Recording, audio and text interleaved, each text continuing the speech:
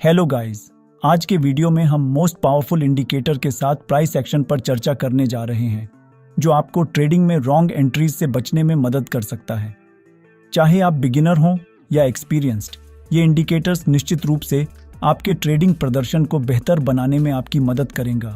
हम आपको false breakout indicator के बारे में डिटेल से जानेंगे।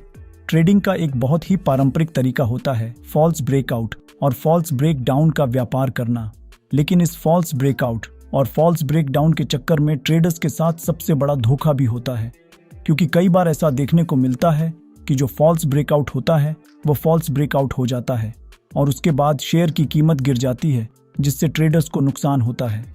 यानी ट्रेडर्स का जो सब कुछ था वह तो सही था, लेकिन उसने अपने ही भेजे गए निष्कर्ष को तोड़ दिया, जिसके कारण उस ट्रेडर्स का नुकसान हो गया।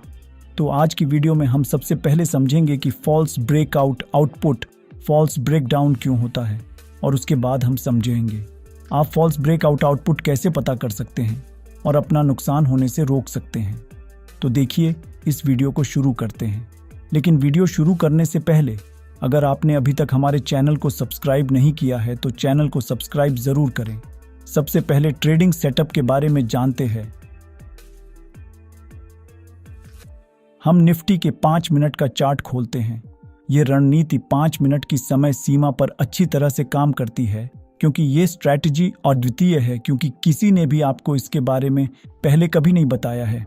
सबसे पहले हम ट्रेडिंग व्यू के सर्च बॉक्स में फॉल्स ब्रेकआउट इंडिकेटर सर्च करेंगे।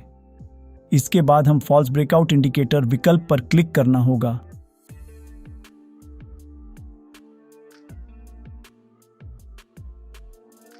उसके बाद सेटिंग में न्यू ब्रेकआउट 5 को 8 में बदल देंगे और सिलेक्ट स्मूथिंग 10 को 18 में बदल देंगे। हम ट्रेडिंग व्यू के सर्च बॉक्स में MACD हिस्टोग्राम सर्च करेंगे। इसके बाद हमें MACD हिस्टोग्राम विकल्प पर क्लिक करना होगा। अब हमारा सेटअप तैयार है। आइए इनका उपयोग करके देखते हैं।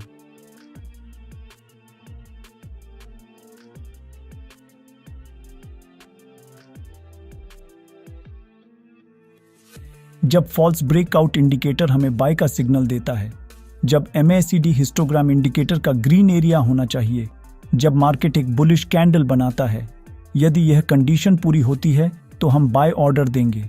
हमारा स्टॉप लॉस पिछले लो पर रखा जाना है और रिस्क टू रिवॉर्ड 1 से 1.5 होगा।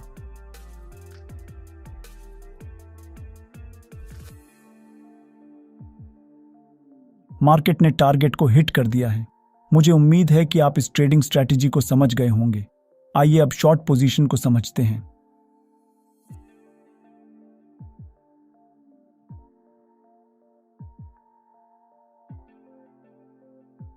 जब फॉल्स ब्रेकआउट इंडिकेटर हमें सेल का सिग्नल देता है, जब MACD हिस्टोग्राम इंडिकेटर का रेड एरिया होना चाहिए, जब मार्केट एक बेरिश कैंडल बनाता है, यदि यह कंडीशन पूरी होती है तो हम सेल ऑर्डर देंगे। हमारा स्टॉप लॉस पिछले हाई पर रखा जाना है और रिस्क टू रिवॉर्ड 1 से 1.5 होगा।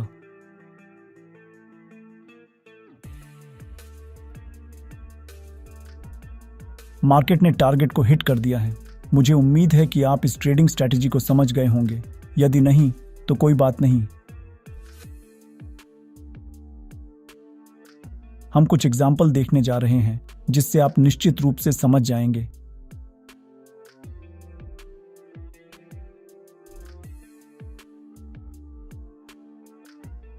यहाँ फॉल्स ब्रेकआउट इंडिकेटर हमें सेल का सिग्नल देता है। यहाँ MACD हिस्टोग्राम इंडिकेटर का रेड एरिया होना चाहिए। यहाँ मार्केट एक बेरिश कैंडल बनाता है। यदि यह कंडीशन पूरी होती है तो हम सेल ऑर्डर देंगे।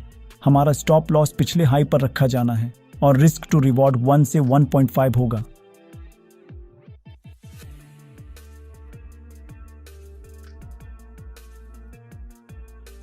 मार्केट ने टारगेट को हिट कर दिया है। चलो अब हम नेक्स्ट ट्रेड ढूंढते हैं।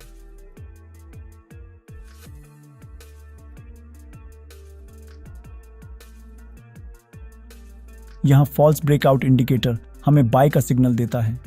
यहाँ MACD हिस्टोग्राम इंडिकेटर का ग्रीन एरिया होना चाहिए। यहाँ मार्केट एक बुलिश कैंडल बनाता है। यदि यह कंडीशन पूरी होती है तो हम बाय ऑर्डर देंगे। हमारा स्टॉप लॉस पिछले लो पर रखा जाना है और रिस्क टू रिवॉर्ड 1 से 1.5 होगा।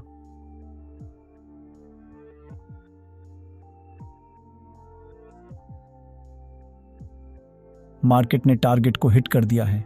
चलो अब हम नेक्स्ट ट्रेड ढूंढते हैं।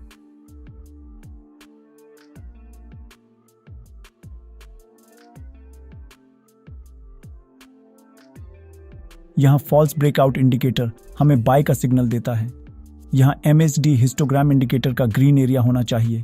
यहाँ मार्केट एक बुलिश कैंडल बनाता है। यदि ये कंडीशन पूरी होती है तो हम बाय ऑर्डर देंगे। हमारा स्टॉप लॉस पिछले लो पर रखा जाना है और रिस्क टू रिवॉर्ड 1 से 1.5 होगा।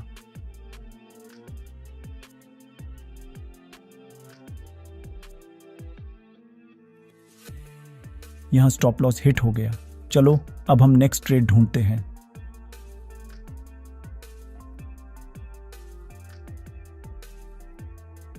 यहाँ फॉल्स ब्रेकआउट इंडिकेटर हमें सेल का सिग्नल देता है।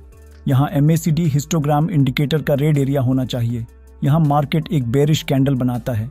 यदि यह कंडीशन पूरी होती है तो हम सेल ऑर्डर देंगे।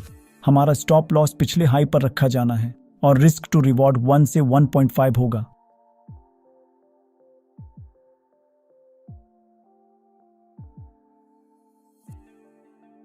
मार्केट ने टारगेट को हिट कर दिया है। चलो अब हम नेक्स्ट ट्रेड ढूंढते हैं।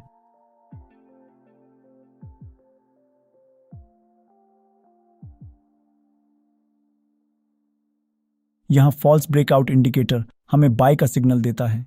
यहाँ MACD हिस्टोग्राम इंडिकेटर का ग्रीन एरिया होना चाहिए। यहाँ मार्केट एक बुलिश कैंडल बनाता है।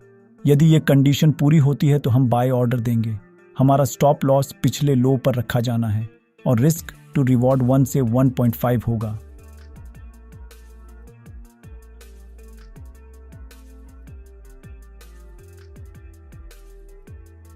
मार्केट ने टारगेट को हिट कर दिया है।